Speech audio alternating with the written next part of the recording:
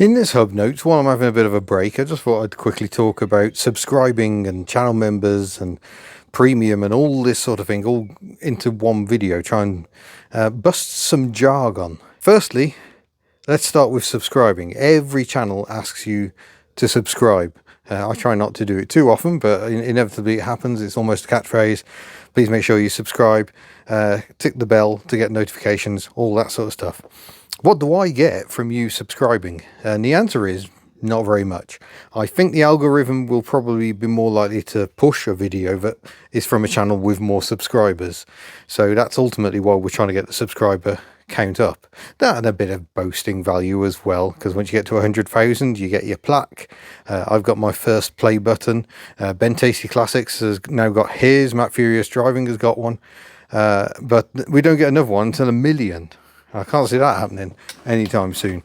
Well, we could for Ben, the way Ben's going on Tasty Classics, but me, I'm not so sure. But that's why we try and do it. And it's also the fact that we want you to be notified when we release a new video. That way you're more likely to watch it. And the more people who watch a new video in the first hour or so, the more that'll get promoted again. The algorithm goes, oh, people want to watch this, I'd better share it. So yeah, if you can, always jump on a new video as soon as you can. I know it's not always possible. I don't tend to do that very often. There are a few, only a few channels who I tend to watch for every single video, and I can quickly name them. It's Kitch, Up and Down. It's Tasty Classics sometimes, but his videos are quite long, so not always. Not Economically Viable, and Vice Grip Garage in America, and David Freiberger. I'll tend to jump on his content quite quick as well. I've gone off Cletus a bit. Cletus McFarlane, a bit too much mucking about, and not enough. I love the stories of the drag racing. I want to see more of that sort of thing, really. But that's just me. Plenty of other people like him still. So yeah, that's what the subscriber thing is all about. It's boasting, really. It gives us something to a measure, a metric, and it does actually lead to the videos getting shared more. So you're more likely to see a Hub Nut video promoted to you than a Hub Notes, because Hub Notes only has about 12,000 subscribers. It's doing very well for a little channel.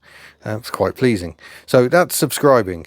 Memberships, channel memberships, are where you, the punter, actually pay a fee to the creator, i.e. me, and that's a monthly thing. So we've now got two levels, $1.99 a month and $4.99 a month, and they're both exactly the same. So you can support us a little bit, or you can support us a little bit more. Either is absolutely fine. There's currently just shy of 700 channel members, I think. It goes up and down, and every time we do a live we tend to get a few more, because some people will be very generous and will guest memberships. Paige Greer, I'm thinking of you, over in America, usually dumps a load of channel membership gifted memberships in. So that's something you can do in live streams and in the Premiere live chats, is you can gift memberships to other individuals. We don't choose who gets those. YouTube judges it based on who's most actively engaging with the channel, and if you've got gifted memberships turned on, you could well end up with a gifted membership. You'll get 1 month of members access, so you get the weekly videos we do, and you can watch all the historic ones if you so wish. You can use the emojis in the live chats, and I think in the comments as well, and yeah, just generally the warm glow of supporting us with what you do. So thank you. But that isn't essential, and we're talking a few hundred people here out of 127,000 subscribers. So it's a very small number of people who support us that way, but we are hugely grateful. And we've got a couple of hundred over on Patreon as well. I don't push the Patreon so hard, but it's another way of supporting us with a regular payment. Or we've now got buy a coffee if you want to do that. You can do a donation through the store if you want to support what we do. I know some people are just like, what's this about? Why are you begging for money? It's not begging, in the same way as a busker is not begging. They're giving you the option to pay, or you can just walk on by and enjoy the music. The choice is up to you. But for those of us who make stuff, it's a living. And people want to watch the videos. The videos are free for you to watch entirely. So I know security's been set off again. So yeah, they're free for you to watch entirely, and long will it may that continue. I don't want to hide my content behind a paywall, apart from those little exclusive 2-minute videos every week. It's not very much. We don't hide entire long format videos behind a paywall because we know not everyone can afford it, and we want the most people to enjoy HubNut. So that's why we do what we do. We like that it's free to view. And that brings us on to the next thing, which is YouTube Premium. That is something entirely separate. That is run by YouTube itself. And basically you pay YouTube a fee, $12.99 a month for a single, or $19.99 for a family package up to 6 people. That's the one to go for, clearly. And it gets rid of the ads, and it transforms. I couldn't watch YouTube with the ads. That's the irony. I most of my income is from people watching ads on YouTube, and I don't want to do that. So I've got a premium package. We've got the family package, so the hublets are on as well, and that's all to avoid the ads, because they do break up the flow. And I will get back to ads in a minute, actually. And yeah, I just prefer it without the ads. There's other benefits of premium. You can download the videos to watch later when you're offline, and you can keep them running in a little window if you're doing other things, which I often am. I'm going through the comments, I'm checking emails and WhatsApp messages. There's an awful lot that isn't talking in front of a camera or editing videos. I can't edit and watch a video. That would just be too much. Put music on in the background instead. So that is a benefit of YouTube Premium, which is where you pay premium. Now, we do get a cut of that revenue that they're raising via that method, but YouTube earns the vast majority of its income through advertising.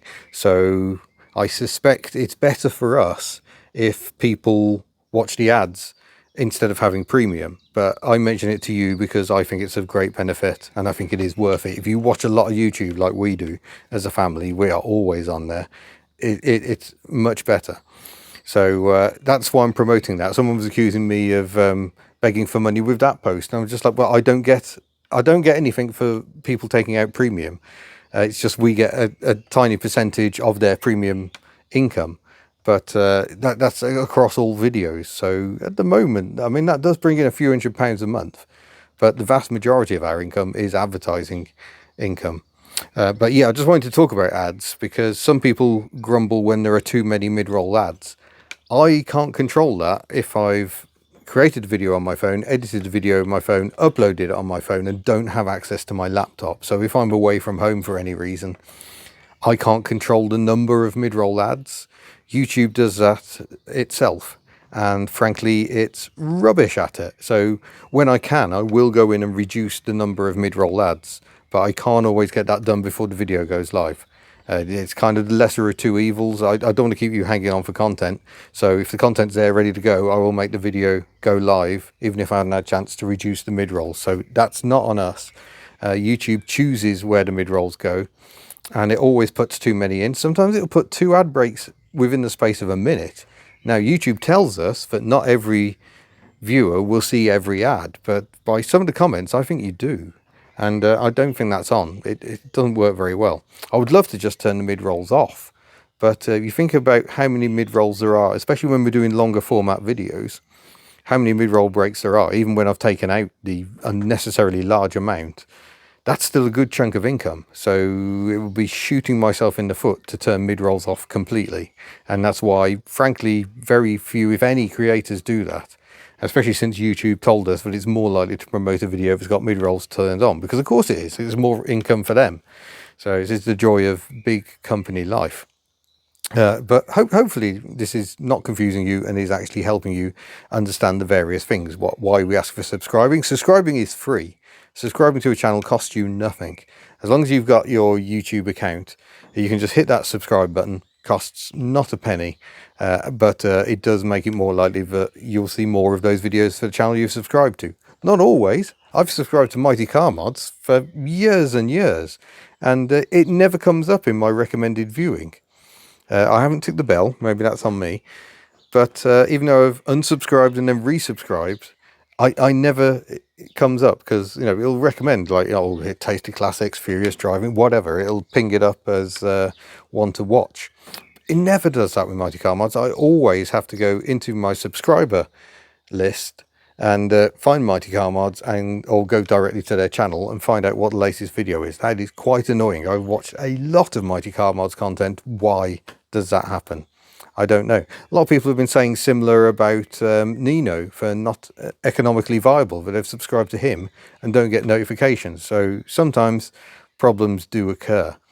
But generally, if you subscribe to a channel, you're more likely to get recommended when they're new, and you can tick the bell. It will actually send you a notification to say this channel has just posted a video, or it'll do it in the app if you're using it on the phone. Just give you a bit of interesting feedback from the stats, actually, talking about watching on phones. Not a lot of people do, actually. The vast majority of people, well over 40% of viewers on my channel, getting on for 50%, watch on the telly. And that's huge in more ways than one, because some people have very big tellies, and I'm very sorry for the state of my face if you're watching me on a huge high-def telly. I don't do 4K. I can't handle the file sizes. As it is, I'm constantly battling on this phone. It's a Samsung phone. It doesn't have expandable memory. So I'm always running into memory issues on it, because I just fill it up with video clips of me waffling away. Imagine that. I've got hours and hours and hours of me waffling. And that's when I only try and record stuff that goes in the video. I try not to just leave cameras running. I think Kitch used to do it a lot. I don't think he does it so much now. And Sarah and Tuned will do it. Just leave cameras running. And then what naturally happens can be edited down into a video. But that's a big ask. That's a lot of editing. It's far easier to just hit go, do some talking, stop, and then carry on with something and then talk again. So that's why a lot of channels will go for that sort of format. I've entirely lost the point what I was on about now. But yeah, hopefully some insight anyway. And I thank you for watching Hub Notes. Don't forget to subscribe, click the bell, and all that jazz. Oh, something interesting. A lot of channels will go click this link, and or it's probably that link actually, and they can make links pop up. That doesn't work on tellies. So that's why I don't tend to do that, because if I've put a link in, it can be a link to another video, a playlist, the store even, our fourth wall store. Yeah, all that can be made into links that don't appear on a telly. And also you don't get the chat on the telly as well. So if we're doing a premiere, you can watch the premiere on the telly, but then a lot of people have got a phone going as well, just so they can interact through the chat. You can watch the chat on the telly, but I don't think it's very easy to take part in the chat on a telly. But anyway, I need to shut up and stop waffling. I need to go and get some lunch, clean my hands, maybe that way around, hands first, then the lunch, and work out what I'm going to do with the rest of the day. There's a 2CV there that needs an engine swap. Is today the day? We'll find out in a minute. Bye.